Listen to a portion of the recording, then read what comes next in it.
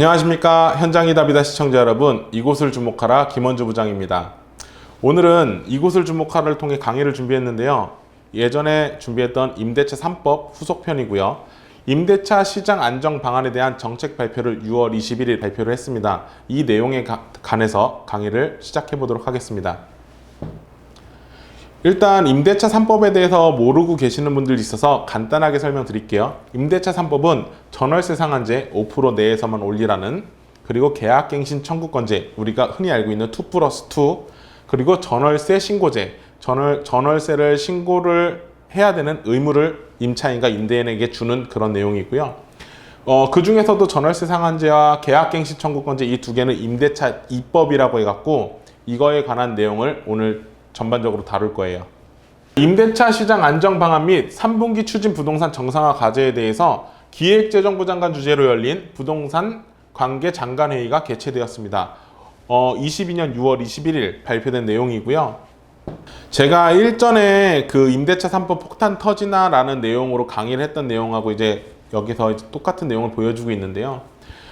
임대차 시장 일부 불안 요인이 있는 바 금년 8월부터 2년 전 임대차 2법에 따라 임대료를 5% 이하로 인상한 전세 계약자들이 순차적으로 만료가 되고 있다. 이 내용과 가을철 이제 이사 수요가 이제 많아지기 때문에 이거에 대한 이제 부담이 가중될 우려가 있고, 이에 정부는 세제, 금융 지원과 공급 확대 등을 통해서 하반기 임대차 시장 불안 요인을 선제 대응하겠다고 이번 정책을 발표하게 됩니다. 이제 발표 내용 중에 이제 그래프로 표시된 내용이 있는데 이거 한번 읊어볼게요. 최근에 신규 계약하는 전세가가 하향을 하고 있다고 얘기가 나와 있고, 뭐 전월세 신고제 이제 신고 내용을 보면은 거래 내용 중에 월세 비중이 이제 상승하고 있다는 내용과, 그 다음 전세 매물에 대한 매물 소화 기간이 확대되면서 임차인보다 임대인이 많은 임차인 우위 시장이 지속되고 있다고 이렇게 나와 있습니다. 여기서 이제 최근 서울 아파트 전세 가격 추이 이제 그래프가 나와 있는데요. 이 그래프를 보시면은 20년도 8월부터 해갖고 전세 가격이 하향하는 모습을 볼 수 있습니다. 근데 이게 4년 전에 임대차 3법을 통해서 계약했던 전세 금액과는 지금 현재 금액이 낮아지고는 있다고 하지만 그 갭이 큰 거는 확실하게 알고 계셔야 되는 부분이고요. 이렇게 가격이 하락하는 이유 중에 하나가 지금 금리가 높아지기 때문에 전세금을 증액하는 부분에 대해서 임차인들도 상당히 부담을 느끼고 있고, 그로 인해서 지금 아파트든 주택이든 월세 비율이 상당히 높아지고 이제 우상향하고 있는 모습을 볼 수 있습니다. 이 그래프를 통해서요. 오늘 발표된 정책 중에서 가장 중요한 부분이라고 할 수 있는데요. 임대차 시장 안정 방안에 대해서 임차인 부담감을 경감시키기 위해 이번 대책을 이렇게 발표를 했어요. 간단하게 말씀드리면 공공성 준수, 상생 임대인 혜택 확대, 이 내용은 착한 임대인에 대한 내용이고요. 계약 만료 임차인 전세대출 지원 강화, 이제 버팀목 대출이라든지 대출 한도를 확대하겠다는 내용과, 그리고 임차인의 전월세 비용 세제 지원 강화를 해갖고 어느 정도 월세 공제라든지 이제 대출 상환액을 소득 공제를 해주겠다는 이제 정부의 정책들이 담겨져 있습니다. 물론 이제 여러 가지 다른 정책들도 있지만 이제 공급 확대라든지 세제 부담이라든지 이런 거는 따로 한번 다시 다뤄보도록 할게요. 이번 정책 발표 중에 상생 임대인 지원 제도 같은 경우가 이제 가장 큰 혜택을 주고 있는데요. 이 내용 한번 보겠습니다. 기존에는 이제 임대료를 5% 올리는 임대인 같은 경우에는 조정지역 대상 지역에서 양도세를 비과세 2년 거주 요건을 채우지 않아도 1년은 인정해 주겠다는 내용으로 이제 착한 임대인 정책을 내놓았었어요. 이 내용이 어떤 식으로 바뀌었냐면은 기존에 이제 임대료 5%는 같은 내용으로 적용이 되고, 이제 인정 조건 같은 경우에도 많이 변화가 있었어요. 기존에는 임대 시점에 1세대 1주택이어야 되고 기준 시가 9억 이하의 주택을 가진 자만이 인정이 됐었는데, 앞으로는 이런 내용은 폐지가 되고 이제 다주택자나 향후 1주택 전환이 계획이 있는 임대인에게도 혜택을 적용 주겠다는 게 모든 다주택자들에게도 이 혜택을 주겠다는 내용이고요. 이제 비과세 요건 같은 경우에도 1년만 인정됐던 이 부분이 이제 많이 언급이 됐었는데 1년만 인정해서 어떡하냐 2년을 인정해라, 이 부분이 이번에 적용이 된 것 같아요. 조정지역 대상에서 1세대 1주택 양도세 비과세 2년 거주 요건을 면제를 해주고, 여기에서 이제 장기보유 특별공제까지도 적용이 돼서 이제 1세대 1주택 장기보유 특별공제도 거주 요건이 면제됐기 때문에 장기보유 특별공제 이제 받을 수 있다는 내용이 포함되어 있습니다.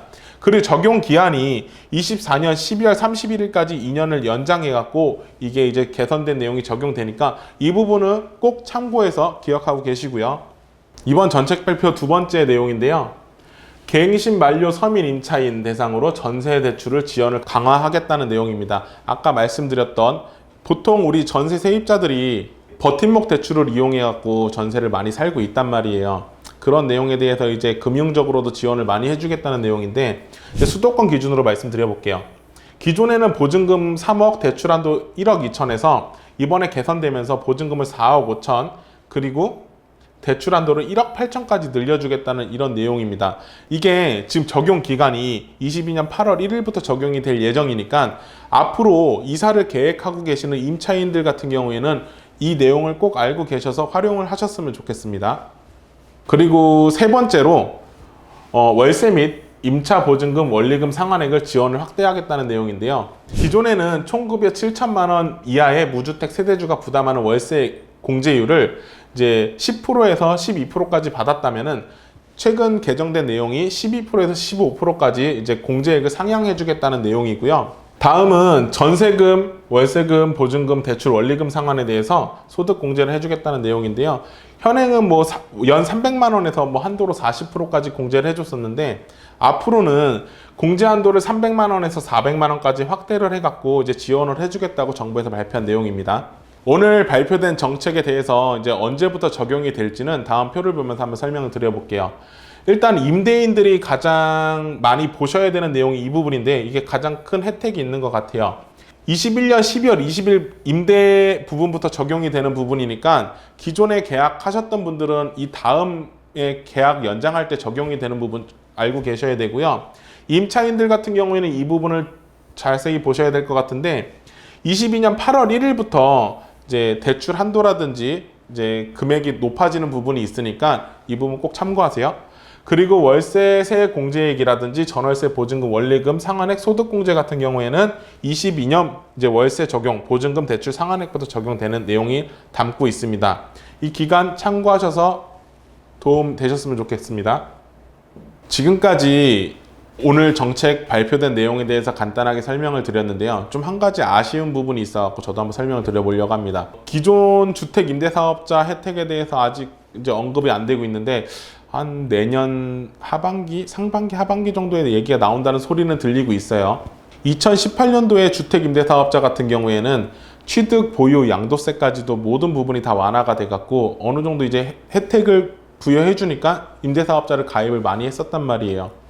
근데 현재 22년도 혜택 같은 경우 취득세 감면 외에는 특별한 혜택이 안 갖고 있어요. 또 아파트도 안 되고 신축 매입을 할 경우에도 10년을 해야 되지만 또 6억이 넘어가면 안 되는 이런 점들도 있단 말이에요.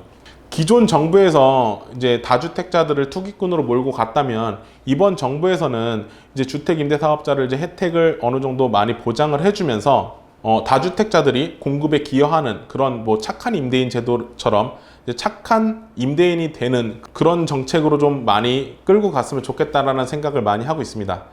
제가 오늘 준비한 강의는 여기까지고요. 다음번에도 이제 이슈가 되는 내용이라든지 이런 정책들에 관해서 여러분들 앞에 좀 소개해 드릴 수 있도록 준비 많이 해보도록 하겠습니다. 감사합니다. 지금까지 이곳을 주목하라 김원주 부장이었습니다.